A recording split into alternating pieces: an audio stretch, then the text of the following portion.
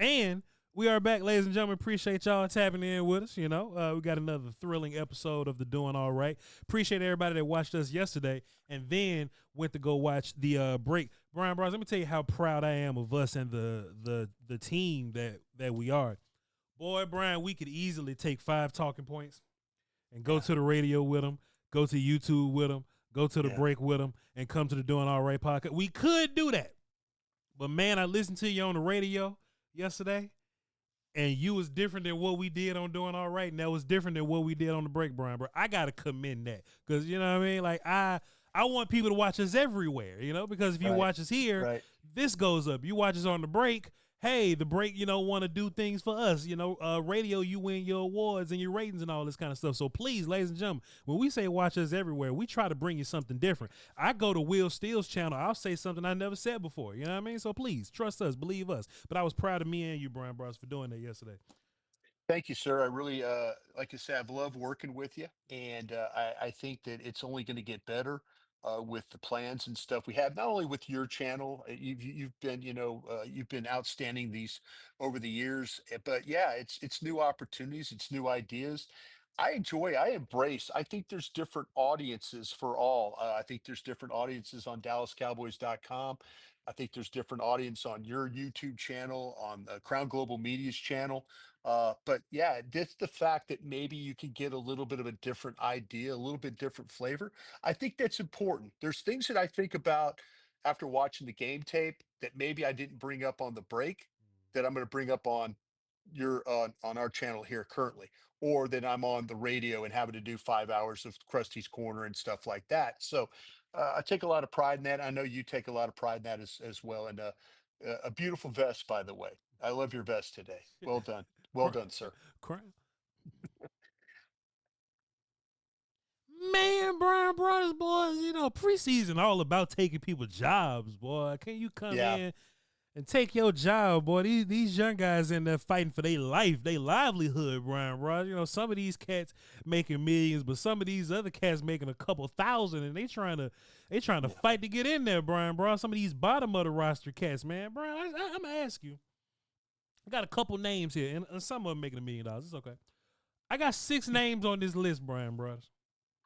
How much more will you need to see from this player?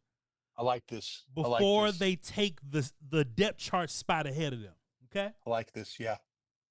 Man, I got all different type of position groups and units, Bryan Broaddus. How much more is it going to take? And chat, I want y'all to put it in the comments, the chat box. What do y'all think as well? Y'all engage in me and Bryan Broaddus to read it afterwards. We're going to start with a big one here, Bryan Broaddus. We ain't doing nothing now. Trayshawn Holden kind of at the bottom of the roster, so to speak. He's at the bottom of the wide receiver depth chart. Let's exclude extreme roster building like special teams, right? Let's just talk about play. Okay. How much more is it going to take for Trayshawn Holden to take whoever's spot is ahead of him right now? That could be Brooks because they maybe trust Brooks a little bit more. Florida knows he's been there for 2 years. Brooks been there for 3. And maybe they need to see it a little bit more from Trayshawn Holden before they can fully trust him. Bryan, how much more is Holden going to have to show? A lot, a little bit, maybe keep doing what he's doing? What's it going to take? I think the one thing that Holden has been able to do, Voch, is be consistent each and every day. When he gets reps, he takes advantage of the reps. He got his first game action the other day. He took advantage of that. Nothing against Brooks, nothing against Mingo, nothing against Tolbert. But wide receiver play traditionally, as when I was in player personnel and we talked about this, who are the players that can consistently perform every single day? Wide receiver and cornerback is a difficult one because you get tired, you get beat down, you run more than anybody. You have to be mentally tough. You have to be able to really weather the storm and the competition. I think Holden has done that, and I, uh, I, I've kind of got him in that mix where could he be the 5th guy or could he be the 6th guy, depending on how many roster spots that they carry at the position. They might get into a situation when we talk to Will McClay that we have to go long. If you go long somewhere, you have to take something away from another spot. They might take one away from the wide receiver spot. So if that makes him, he almost has to think about, what do I have to do to be the fifth guy? I can do stuff to be comfortably be the sixth guy, but what do I have to do to be the fifth guy? And I think he's on that track right now. I think he's on the track of, when you start to talk, because I was watching Mingo the other day. Mingo, big body. He's in a situation where it's like, oh, they put him in there to run block. Well, the ball goes to the outside and he doesn't block anybody. And you're thinking like, well, okay, you can't have that. But then he comes back and maybe 2 or 3 plays later, he gets a block. But these are the kinds of things that scouts notice. What is Holden doing that's different from Brooks and different from Mingo and different from Flournoy? Flournoy was a guy that I threw a lot of dirt on in training camp. When I was over there watching wide receivers, Flournoy wasn't part of all this. But I think if you look at overall, I think Holden is showing up more with opportunity, and I think that's why he's in the picture. Other guys, Brooks, they're a little bit different in the way they operate.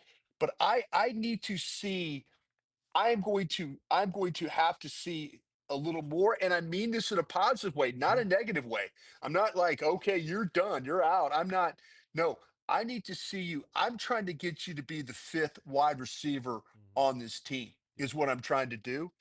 But if you continue to perform and practice the way you have, and show up in the game and make plays and make smart plays, you've got my attention. And I think he's on the right path as compared to the guys he's competing with right now. I think Maybe a little ahead of some of those guys too. for sure. I think the fact that you need to see more is complimentary of him, because Yeah. we not saying this about Josh Kelly or nothing. You know what I mean? Like, we just don't No, we no, don't think no, he's going to no, be no, involved no, no, in this September equation at all. Like Jalen Cropper and those guys, like, we're not talking no, about them. So no. the fact that you need to see more actually says a lot about Trayshawn Holt, and it's just something about making those big plays when everybody's watching, whether it be camp, preseason games. Yeah, we may all have a low day or a high day, whatever. But when we see you making plays and you can feel the buzz behind the name, that's not being made up out of nowhere. Making big No. plays matter. You know what I mean? So Yeah. Trayshawn Holt is definitely a guy that deserves to be on the radar. And we got 2 more preseason games, a couple more practices. If the I, Cowboys decide to put more first team, second team guys involved to give Trayshawn even more of a look, I think that'll just be good for him. he is on the path of making this football team. Sure. He is on the path. And if he's the sixth guy, it's a little bit easier. If it's the fifth guy, now you're asking, show me that you could be that fifth guy. Show me that, the sixth guy is probably going to be inactive every week. Sixth guy is probably a guy that we're going to protect and we really don't need until, break glass emergency or whatever. Yeah. But if the fifth guy, that's a little bit different. That's starting to play in the equation of, we could get you active every week, and he's on that path. Man, Bryan Broaddus, we was just talking about, making big plays and all this kind of stuff, man. Joe Milton threw a little touchdown to Wowney last week. And Valdo Fairweather, our tight end Yeah, from Auburn, yeah. he was the guy that caught it. Showed some good body control, tapped his feet in that back Mhm. corner of the end zone there, Bryan Broaddus. Okay, Valdo Fairweather, we see who you are. Brevin Spanforn is a little hurt right now. He'll be back, I would say, by the time regular season gets here. I would say that Luke Schoonmaker is like the barrier of those guys and the Brevins and Fergusons or whatnot. So, and Bryan, if you would like to, because I know that you've watched the film, you can add Neville to this conversation as well. Yeah, yeah. Neville and Fairweather, what they gonna have to do to kind of break that Schoonmaker mold to get over that edge to be considered into that next depth chart spot. I really do like Neville's toughness. Mm-hmm. I think he's limited though as a player. Athleticism and The stuff. Yeah, and this is where scouts get in trouble. Mm-hmm. Fairweather is a better looking player physically. Yeah. He looks better moving around. He's got the physical traits. He's got the size that you like. You feel like that he could get bigger. He can develop even more. It's where scouts get in trouble. But I'll tell you what, though, he's showed up when you and I were evaluating tight ends during the draft, and we went back, we watched Auburn, and Auburn had terrible quarterback play, but he was still making plays, low ball, high ball, across the middle, down the field, red zone. He was making plays.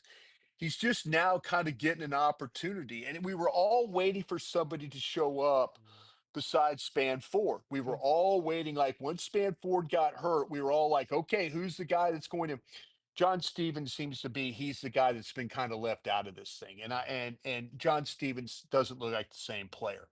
Neville limited, I think, athletically, not limited on toughness.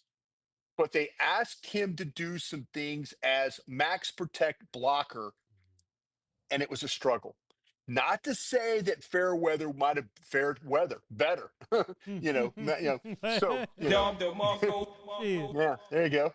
I had it going until I said weather, fare better, Yeah. but that's where I think that he has to show. And listen, Luke Schoonmaker has been good, not great. He's been fine. He's been fine. He's been fine. And so if it's one of those things that they're really being honest with themselves, do you see a Fairweather being better than because I think it's Ferguson, it's Spanford, and now who's the third guy? Yep. Is that Schoonmaker? Is it Fairweather? Is it Stevens? Is it Neville. is it that Neville? I think if you handicapped it right now, you would say that Fairweather is ahead of Neville, in my opinion, for that. But there's competition now. I don't think Luke Schoonmaker is a lock. I don't. And I'm saying this from an evaluator's standpoint. I think there's things that Luke Schoonmaker does well. I don't think there's things that Luke Schoonmaker does great. Sure. And maybe that Fairweather could be that guy that could turn into, because of the traits and all he could turn into great. Yeah. But right now, Luke Schoonmaker is kind of looking over his shoulder. The competition where he was a guaranteed probably a second or third, he's slipping back to the pack. And I think if Fairweather needs to show maybe these next couple of games that he, in fact, is better than Luke Schoonmaker. And can he, because Luke Schoonmaker hasn't shown really anything as a blocker. Sure. He just hasn't. So if you're going to play with a more athletic guy, Fairweather's that guy. But there is some clear, not competition, but clear discussion of where Luke Schoonmaker really is and where you think his development will be in the future. He's had opportunities. He's had opportunities much like what Mozzie Smith has done. He's had opportunities, and you have to be able to show up. Schoonmaker came in shape. He came in ready, but there's just things that he's very limited at doing. We only got so many roster spots, and I just feel like Fairweather can do things that Luke cannot. I agree. Like I agree. Control and tapping feet and kind of going up. I mean, Luke can jump a little bit, but you ain't got faith in his hands when he up there. Like Right. Fairweather made a living off of going up and getting footballs out the air. Like he's catch radius guy in that kind of way. So if he's gonna fit that John Stevens mold or whatever, like that makes Fairweather different than these other guys. And we got a lot more to see, but the fact that we do have more to see, I think that says a little bit about Fairweather. So It's a lot closer than when camp started. for sure. It is a lot closer. Luke Schoonmaker, like I mentioned, has been good, has not been great. It's allowed others to try and catch him and take his spot. Man, Bryan Broaddus, it ain't time to rest in peace Denny Green and them, man. Shouts out to him. It ain't time to just crown Jack Sanborn now, is it, Bryan Broaddus? You know what I mean? Like Yeah. I know that the DC loves him and there's a familiarity with him and all this kind of stuff. But man, how Teflon is Jack Sanborn, especially when Maris Leofow is running all over the place now? It's probably gonna take a lot more to get Jack up out of there. But I don't think Jack is a guy like Solomon Thomas can sit down and be in no danger of Mozzie. You know what I'm saying? Like some guys can afford to miss a game. I don't think Sanborn's a guy that could just be missing opportunities, Brian, because Leofow's making them. Leofow's making big plays. He's showing physicality. He's showing toughness and things of this nature, Brian, bro. So is there a world where Leofow in a couple more games can tear it up and take that Sanborn spot, or is you just think Sanborn just safe regardless? I think that to me that you always want to talk about the competition. I think that Maris Leofau is doing things to put himself in position to be an opposite starter of next to Murray. Yeah. I think he's doing those things. I don't know if the coaching staff will allow that. Hmm. I think that there's a, at least in year one, at least in year one, they're looking at this, and maybe it should be instead of Clark and Leofau an or Yeah. situation. Maybe Leofau needs to be the or with Sanborn. Mm. But my gut feeling is that Jack Sanborn signed here with the blessing of The Matt coordinator. Eberflus Yeah. and the other Bears coaches that are currently on the Cowboys staff. I guarantee you when Sanborn's name came up, then and he was a guy that when Matt Eberflus was like, listen, if you could get me a couple of guys, and if you could please get me, if you please could get me Jack Sanborn, if you could get me that kind of thing, Mm. then I feel like that that will do me fine. That you can bring anybody else you in, but if you want to bring, I really kind of need Sanborn. I really That's the kind of discussions as a pro personnel guy, former pro personnel guy, the discussions you have with coaches of a new staff. You always ask, how can I help you? Who can I bring you? Is there somebody that we can go get? Is there a player like a guy you like that we can go get? I guarantee you, Matt Eberflus, this was one of the first names he brought up. Mhm. With that being said, Maris Leofau, drafted by a previous regime, has shown up on a weekly basis. There's no discounting that when Matt Eberflus looks at his defense. But I think he's going to ride with Jack Sanborn until Jack Sanborn proves he can't do this anymore. That's where I think this thing is going to go. And I think Maris Leofau is going to have to, I think Maris Leofau is just going to have to bide his time, Mhm. but there'll be a point in time where Matty Rivers says, I'm better off playing Maris Leofau instead of Jack Sanborn. And that won't happen initially. Yeah. We'll see what happens in week 6.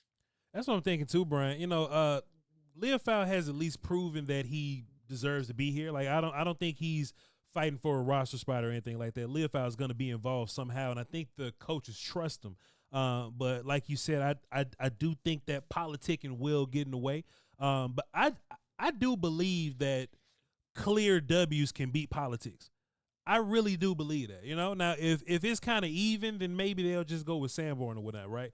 But if Leofau goes out there, he just keeps making plays Yeah. and coverage and moving well, and he was blitzing a little bit too, Brian. If you watch on the film, they would slant and Leofau would be Right. like the C gap blitz guy or Right. whatnot.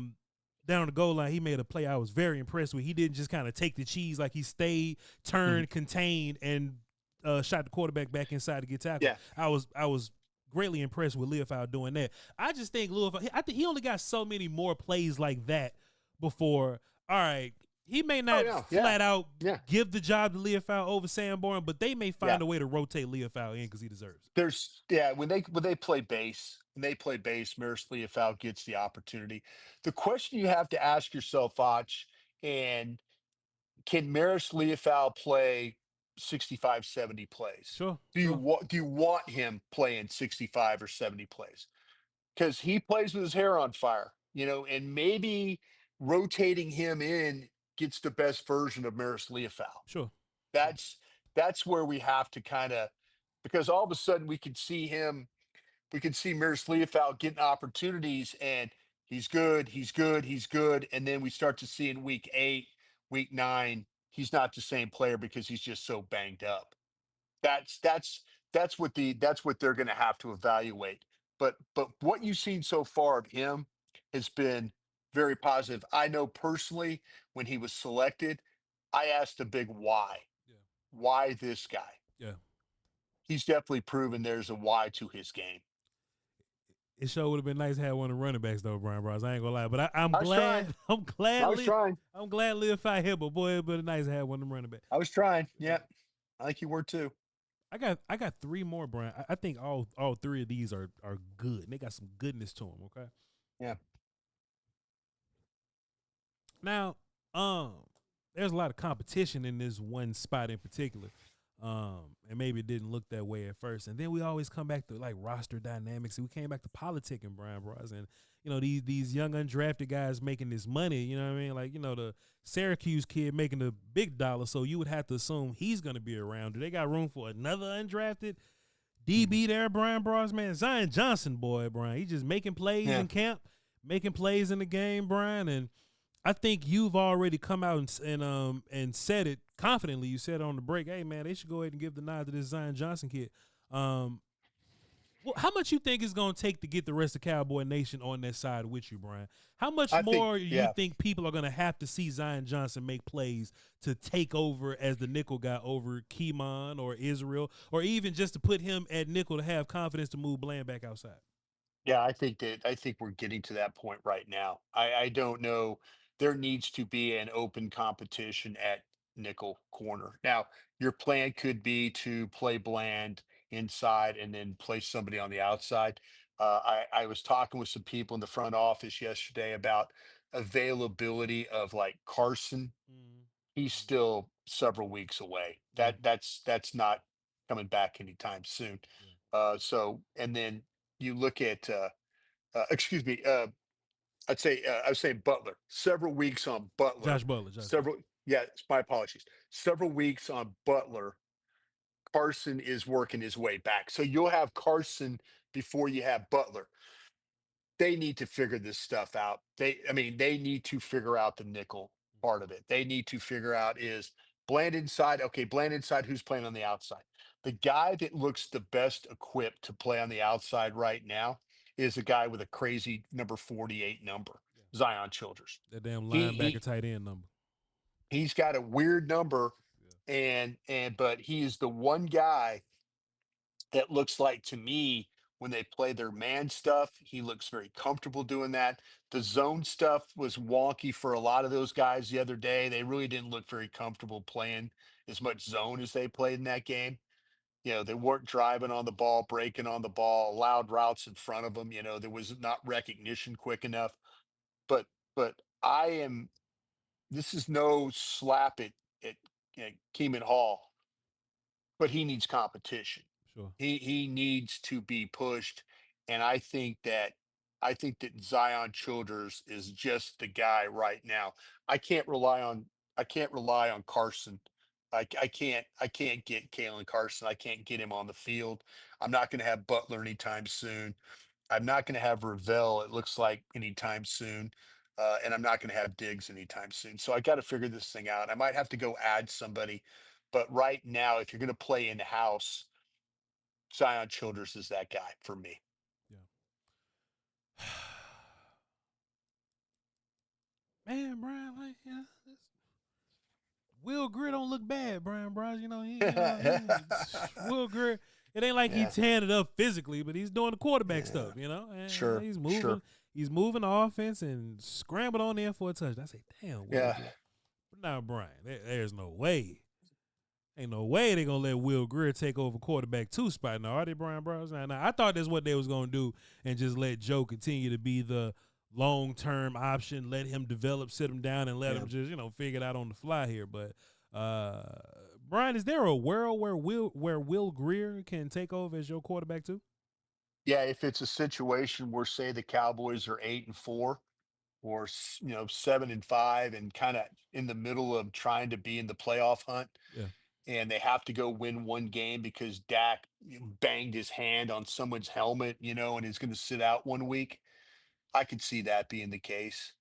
But if it goes long term, if he has another situation where Dak is going to miss multiple games, I, I have a feeling that they're going to go with Joe. I just, Joe. I mean, and the thing that people are asking me, and I know on my own show on the G Bag Nation, and Gavin Dawson asked me this question, and I'll ask you this question: are people winning Super Bowls with Joe Milton types? Are they winning the Super Bowls with Will Greer types? I would say more Super Bowls have been won with Will Greer types, and what pops up Okay. in my mind is like the Nick Foleses, or when Peyton Manning was an old man, and even Jalen Hurts ain't like a prolific passer. You know, Sure. Sure. he'll keep it on the rails and get it done there. So yeah, the super game managey dudes win it more than the scrambly run around guys. Yeah. Okay. Well, if that's the case, then Will Greer. But see, the thing that you have to know, and this is where scouts get in trouble again. This is where we get in trouble, and I include you in this because you do a great job of scouting. Where we get in trouble is we fall in love with the traits. We fall in love with the measurables. We fall in love with the backflip and full pads. We fall in love with the guy scrambling around. You kind of look at Will Greer, and Will Greer's been in with 8 or 9 different teams. Been with the Cowboys twice. You know, you're kind of thinking, is Will Greer who Will Greer is, and is that good enough? Or you willing to try and say, you know what? Let's see what we can get. Let's see what we can get out of this quarterback who has this untapped potential, the arm talent, the mobility. Does he see the field grade all the time? I think that's a little bit of a question mark myself right now. Does he lack experience? Absolutely, he does. But I think this is where scouts get in trouble. The Will Greer is the steady performer. The Joe Milton is the guy that you can hit the home run with. And I think that's why I say that earlier. If the Cowboys had to win one game to kind of maintain playoff position or stay in the hunt, I think Will Greer would be the guy. But long term, scouts want to see the guy that maybe, you know, we've seen Cooper Rush play. I think Will Greer's better than Cooper Rush myself, but we've seen what the Cooper Rush can do for you, you know. But we tried to see we I take it back. You had Trey Lance on the team. You really didn't try to see what Trey Lance was. You really didn't do that. But you went for Cooper Rush. He won games. You kind of hung in there, and then the last one you're out of it, and you said, "Well, let's start this guy." But my thought is that Will Greer, if you think that Will Greer can win you a bunch of games, he should be your second quarterback. If you feel like that, he's probably good for one or two, and things are going to probably be not great, then you need to probably think about Joe Mixon as being shoot Joe Milton being that guy is what you need to think about. Does that make sense? 100%. 100%. I Because think the scout in me, real quick, the scout in sure. me would want to see Joe Milton play. Yeah. The guy who's trying to win football games, It's Greer. Yeah. it's Greer. I Yeah. think because honestly, Brian, at the end of the day, if something happened to Dak, like real bad, we're going to draft season anyway.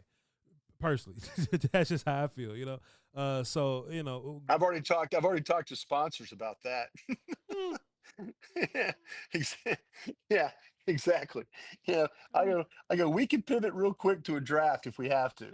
shouts out to them people. Shit, shouts out to them people. Yeah, But nah, man. If anything goes wrong, I think Milton is the long term answer because he needs reps, and you know that's how yeah, you get them. But I got one more, yeah. Brian. I'm gonna let you get up out here, get you some brunch or something, get ready for the radio, man.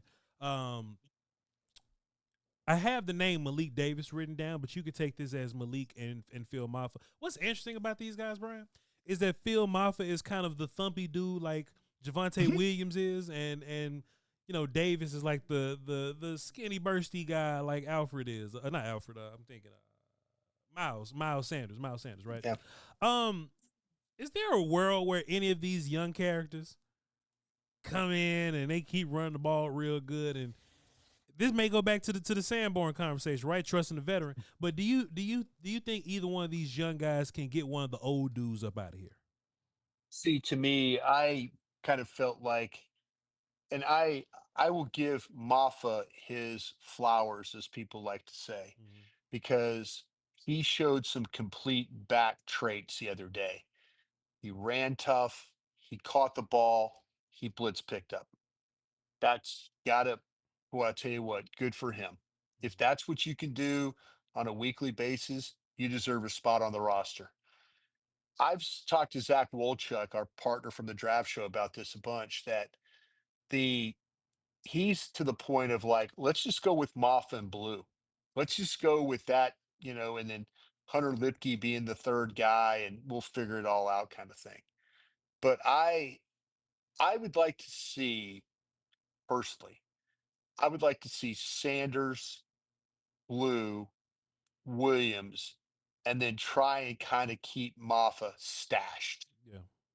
I'd like to, but I don't know. And I'm not going to sit there and say, well, gosh, if you put him on the street, he's going to get claimed. I don't know that. Mhm. He had a first opening game, was nice, good for him. This offense is going to need explosiveness. Yeah. It's going to need now. It's also going to need an element of toughness, and maybe. But see, to me, am I over evaluating Williams as a third down back? Am I overvaluating that? I think he kind of catches the same ball in the way that Maffa would, right? He's a thumpy guy the same way that Maffa is. So you might as well go Then, with the young then guy, if right? then if that's the case, it needs to be Sanders, Blue, Maffa, Sanders, Blue. It needs to be some We combination need to that see what way. we have in Blue, right? Like we just need to see I what he is. What I saw Malik Davis running the ball in that game with the draws and the things that they were doing, Mhm. I kind of envisioned, like that's what this offense needs to look like. Yeah. That's what I was thinking this offense was going to look like. Yeah. It needs to have an explosive player like that. But damn, Maffa was good. I mean, I'm not considering and tell you Maffa wasn't good, but if I am more likely to move on from Williams than I am Sanders. But Because of the burst, but like Sanders because got more juice. but you tell me what is it you talk about when you have repetitive positions? You always this really cute Redundancies. redundancies. Redundancies, yeah. Is Sanders a is Sanders a blue redundancy? That's why Sanders got to play in the preseason so we can know. That's why. That's Because I saw I he yeah, might be go ahead. bursty looking at camp and get to the game and Blue kills him in that what Yeah. I'm saying, like in that department. And then we're going, all right, well, Yeah. if that's the case, Blue's the better bursty guy here. You know what I mean? Like Yeah. we need to figure this stuff out. That's why I don't like these old men sitting out a preseason game. We need to find out. Um, I think this thing revolves around Blue. I think once you he has the most talent out of all this. Yeah. It's the mentals with him, and we don't Yeah. know where he's at mentals wise. He's the center, and once you figure out what he is, then to limit redundancies, you can build around him. You know what I'm saying? Yeah. And that may include Moffitt. That may even include Sanders. You know what I Yeah. mean? It's just they're operating as Sanders is a lead guy. I think me, you, and Cowboy Nation kind of want to operate as if Blue was more of a getting the ball more, and we're trusting him a little bit more, and rotate some Yeah. of the other guys in. We got to see Blue. We got to see Blue. But if Yeah. anything, like you said, to your point, letting guys go and fear of them getting picked up. Brian, I've been watching preseason football all Yeah. week. Them people got 3 or 4 running backs better than everybody we got. Them people is not thinking about no damn Phil Maffa or Yeah, Malik Davis. that's every time you hear, oh, it's a tough cut. This will be a tough cut. Blah blah blah. It's never a tough cut. It's everybody. What's tough is making sure you pick up the right guys, moving on from guys and Yeah. stuff like that. But I wonder if they keep all four. Mm. I wonder if they keep all four, just because they're terrified that they're not going to know what blue really is, and not really going to know what Sanders really is. But I'll tell you this though, Vach, Yeah. when talking to people at Texas University, Yeah. they will tell you that they didn't feel like that Blue was a 25 carry a game guy. Sure. Of course not. Sure. So, take that for if you're saying Blue needs to be the workhorse guy, take that for what it is. But I'm I would love to see a combination of Sanders, Blue, and Maffa. Maffa. Yeah. That's Williams to me. If Blue or Sanders can give you, that third down element, that maybe Maffa might give you the third down element too. He showed in one game, he showed a willingness to block. Mm, He showed toughness.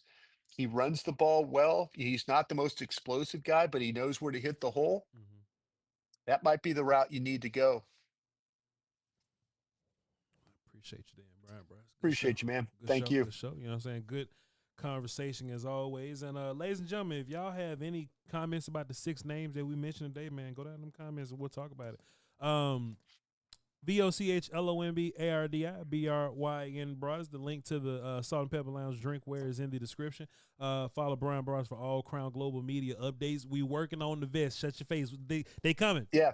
Because Bryan has seen the response. So yeah, they on the way. Don't worry about it. And we'll do this again tomorrow. We got the break tomorrow, and then we got this tomorrow. So y'all just look out for both. All right, y'all hold it down. Until next time, we love y'all 2 pieces. Crown.